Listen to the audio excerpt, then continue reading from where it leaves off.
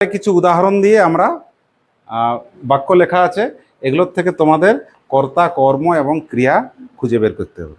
আগে আমাকে বলো, এই যে বাক্যগুলো লেখা আছে, আগে বাক্যের কোন অংশটি তোমরা খুঁজে বার করবে? ক্রিয়া। ক্রিয়া মানে কি? কাজ করা বোঝায় যেটা। খুব সুন্দর। এবার ক্রিয়াকে প্রশ্ন করতে বলেছি, বলো কি করছে। তাহলে কি দিয়ে প্রশ্ন করলে কি উত্তর পাবে? মুখ্য কর্ম। আর কাকে দিয়ে প্রশ্ন করলে? আর কে দিয়ে প্রশ্ন করলে? কর্তা। আর যেটাতে কাজ করা বোঝায় ক্রিয়া। এই যে আমি লিখেছি কাজটা কি। আগে প্রথম কাজ হচ্ছে খুঁজে বের করতে হবে কাজটা কি। চলো, কি লেখা আছে পড়ো। মা সাঁতার শেখাতো। ঠিক তো? তাহলে আগে কি খুঁজতে বলেছি? কাজটা। তাহলে কোনটা কাজ করে বোঝাচ্ছে? পেয়ে গেছো? তাহলে একে এখানে আগে লিখে দাও। আমার কাজ করা হচ্ছে শেখাতেন। হয়ে গেল। এবারে প্রশ্ন করো ক্রিয়াটাকে।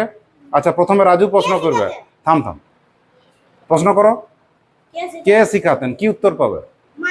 মা। তাহলে মাটা কি হবে? কে দিয়ে প্রশ্ন করলে? কর্তা হবে। তাহলে এখানে লিখলাম মা। ঠিক। আচ্ছা, এবার কি দিয়ে প্রশ্ন করবে? কি শেখাতেন? হ্যাঁ বলো। সাঁতার। তাহলে কি দিয়ে প্রশ্ন করলে কি পাওয়া যায়? মুখ্য কর্ম। তাহলে সাঁতারটা হবে মুখ্য কর্ম। এখানে গৌণ কর্ম আছে কি? তাহলে নেই। তাহলে এখানে কাটকুট দিয়ে দাও। আচ্ছা, এবার কাজল বলবে, ওর মন কম আছে। আমি বই পড়ি। থাম, কাজল বলবে। বলো এখানে কাজ করা কোনটাতে বোঝাচ্ছে? হাত নামো, বাকির হাত নামো। আমি বই পড়ি। কাজ করা বোঝাচ্ছে কোন? হ্যাঁ, ঠিক বলেছে কিন্তু। তাহলে যেটাই কাজ করা বোঝায় তাকে কি বলে?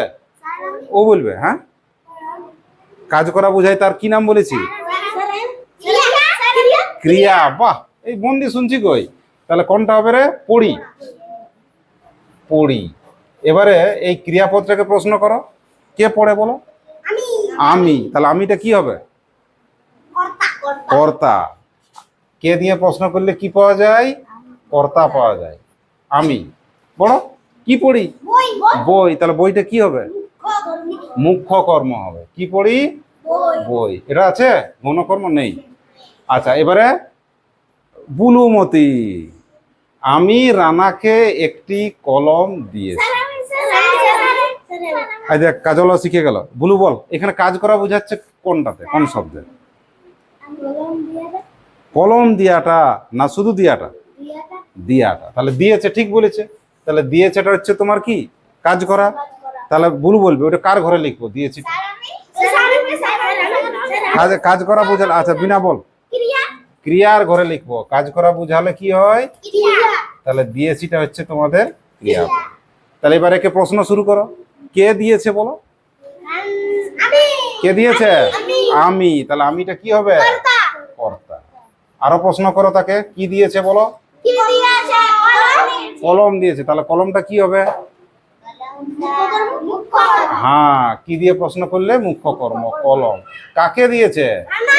তাহলে রানাটা কি হবে? গৌণ কর্ম। মনে থাকবে?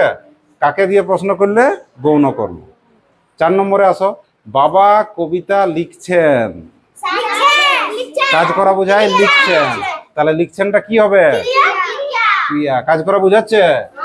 তাহলে লিখছেনটা হবে তোমার ক্রিয়া। হ্যাঁ বলো, কে লিখছেন? তাহলে বাবাটা কি?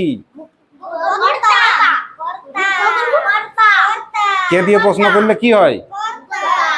কর্তা হয়। তাহলে বাবা হবে কর্তা। রাজু বুঝেনি উত্তর? বলো কি লিখছেন? তাহলে কবিতাটা কোথায় লিখবো? কবিতা লিখছেন। এটা হচ্ছে তোমার মুখ্য কর্ম। এবারে বলো, এখানে আছে? নেই। শেষেরটা, রমেশ রাজুকে বই দিল।